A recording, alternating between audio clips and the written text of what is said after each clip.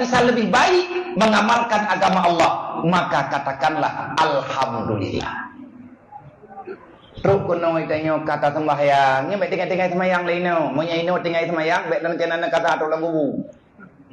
Nyo di tengah kuburan. Tapi kuburan tinggal bi liang lahat, yang jaga tinggal kau urungnya oleh tukang jaga, mungkar nengki ya. Ya nak musyawarah. Geng kampung dari geng kata dengar. Nyo kesempatan katanya. Maka ada barang kapelun pegah yang baik tanya putuasa. La taqnutu an rahmatillah. Ini yang terbaik. Baik bunga-bunga nak urang ba. Nya munya tekedi drawan na dendam ko urang di luar drawan nauzubillah min dzalik. Hanji ke pelajaran na ihna. Pegah barang kapu aja. Meyakan tengok tak merempok alam pro luar. Munya tekedi ina drawan na dendam. Na pembungih drawan karena drawan nepegah pulan gara-gara pulan kapreh be moyah selama hanana cabut prehnya dan entak nguronyo dron mantang nepreh Allah Taala juga akan gepreh katanya etna bisa tancap. Inilah satu cobaan yang besar. Iblis rupanya telah menanamkan dendam di dalam jiwa. Nepina katanya insya Allah Taala aman. Baik dendam, baik peki-peki, nyoy tanyo syarat tu. Ilung sayang, ilung kurung drone, Arab tipuro, ilung masalah, dan bahkan kadang na ane urung drone, na sadara drone, yang sajan long, yang ayah ji sama nasib, uronyo lagi urung drone, yang di Tanjung Gusta Medan, na yang bak lapas di Langsa.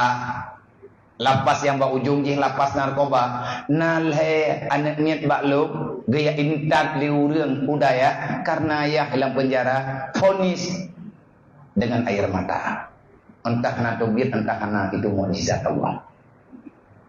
Maiho karena hai gepreh li kampung gaknya hana gedepu pajuli kagak berangkat. Getir ji bane. Jika na yatim dan karena untuk tapi kehidupan lebih dari yatim piatu. Nah tajan lu. Ati lunuk kebit kena balih yak klik mentang bak lu. Pakan ji baru bantru. Mana anak baru?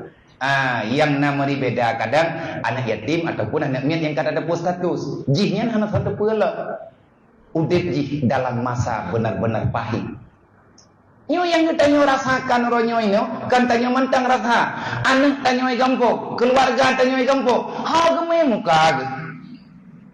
Anak kita menderita, saudara kita menderita, adakah kita tidak merasa kecewa dengan kekecewaan mereka? Hot kita kena gara-gara terpegah terpaksa. Memang terpaksanya sabena. Udah memang hanu paksa aku. Dan kejut duyo bela lan Quran. Anak yatim dengan fakir miskin.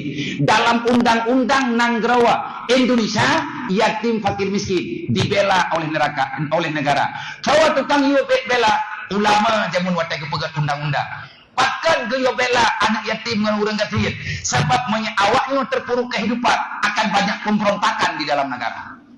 Urang teh hae dende behun tre. Watai risihnya putra hana nyaman dengan diri sendiri. Tajak kenokeun, tajak kedihkeun risih dalam hati. Trip risih meh hana tahu tangani resah. Nyen ang watai ka resah, ka susah. Watai susah bermasalah. Hana selesaikan masalah baru jir rusuh. Nyo ka rusuh teh. Nyo ka payah urang pada meh teh.